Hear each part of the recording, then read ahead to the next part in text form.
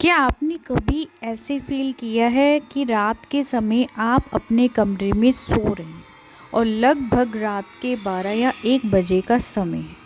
आपकी फैमिली में जितने भी मेंबर हैं वो सभी अपने कमरे में अच्छे से सो रहे हैं। लेकिन आधी रात को अचानक आपको ऐसे फ़ील होता है जैसे आपके घर की छत पर कोई चल रहा है। वो कदमों की आवाज़ बार-बार आपको डिस्टर्ब कर रही है, तो आप क्या करेंगे? या तो आप डर के मारे अपने बेड पर ही सोएंगे और सुबह अपने घर वालों से बात करेंगे, या कुछ ऊपर जाकर देखेंगे कि वास्तव में वहाँ है क्या है। अगर हम ऊपर जाकर देखते हैं और वहाँ पे कुछ भी नहीं होता, तो इसका क्या मतलब है? वो कदमों की आवाज़ कहाँ से आ रही थी और किसकी वो कदमों की आवाज़ थी? हो ना हो वो कोई प्रेत आत्मा थी जो रात के समय छत पर चल रही थी। ऐसी ही कहानी आज मैं आपको सुनाने वाली हूँ, लेकिन इससे पहले अगर आपने मेरे चैनल को सब्सक्राइब नहीं किया तो पहले आप मेरे चैनल को सब्सक्राइब करें। स्टोरी को लास्ट तक ज़रूर सुनना, अगर अच्छी लगे तो इसे प्लीज़ लाइक करना भी मत भूलना।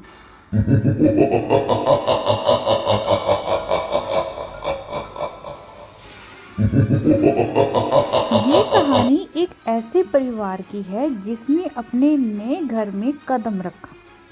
वो बहुत खुशी खुशी एक नया घर लेते हैं। सभी के सपने होते हैं कि वो अपने घर को ऐसे डेकोरेट करेंगे, रहेंगे, ये पेरेंट्स का रूम होगा, ये बच्चों का रूम।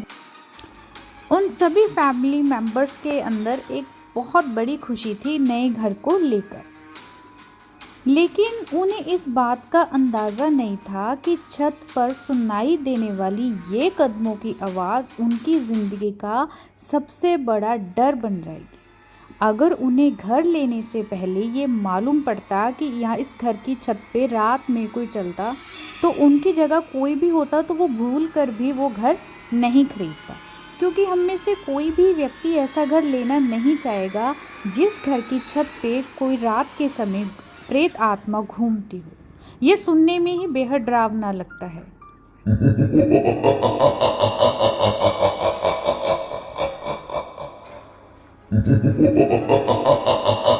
शिवानी और उसकी जो फैमिली होती है वो एक शांत शहर में नए घर में रहने आए थे। घर बहुत बड़ा था और खुला भी था। उसका जो आंगन था घर का वो भी बहुत बड़ा था और उसमें एक बहुत सुंदर सा बगीचा था और चारों ओर हरियाली थी। देखने में वो घर होता ना, वो बेहद खूबसूरत लग रहा था। परिवार को ये घर सपने जैसा लग रहा था। परंतु रात होते ही ये सपना एक भयानक हकीकत में बदलने लगा। पहली रात सब ठीक था, लेकिन दूसरी रात से ही शिवानी को कुछ अजीब महसूस होने लगा। जैसे ही रात के 12 बजे वह छत पर धीमी धीमी कदमों की आवाज़ सुनने लगी। शुरू में उसने सोचा कि शायद कोई बिल्ली होगी या कुछ और, पर आवाज़ें हर रात तेज़ होने लगी। ऐसे लगता था जैसे कोई छत पर तेज़ी से चल रहा है। वो जो भी प्रेत आत्मा थी, वो पहले दिन तो उन्होंने उसको कुछ फैमिली मेम्बर्स को कुछ भी उसने शो नहीं किया, लेकिन धीरे धीरे जैसे वो आवाज़ बढ़ती वो दिखाती कि हाँ छत पे कुछ है।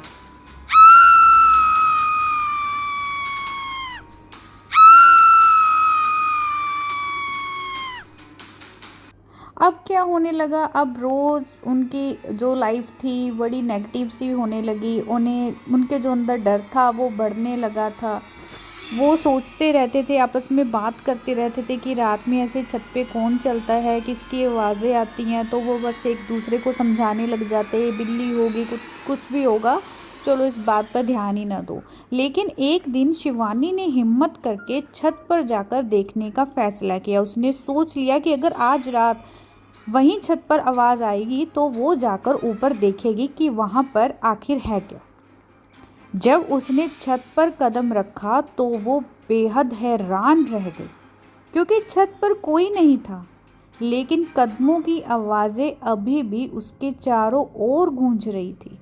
छत पर जाने के बाद उसके पैरों तले से ज़मीन खिसक गई, क्योंकि वे समझ चुकी थी ये आवाज़ें इंसान की नहीं थी बल्कि किसी आत्मा की थी जो उनके घर में थी। अब उसके माइंड में ये क्लियर हो चुका था, जैसे छत पर कोई भी नहीं दिख रहा लेकिन कदमों की आवाज़ आ रही है। वो समझ चुकी थी कि यहाँ कुछ है। एक रात कदमों की आवाज़ें तेज होने लगी। शिवानी और उसकी जो फैमिली थी वो घबरा गई।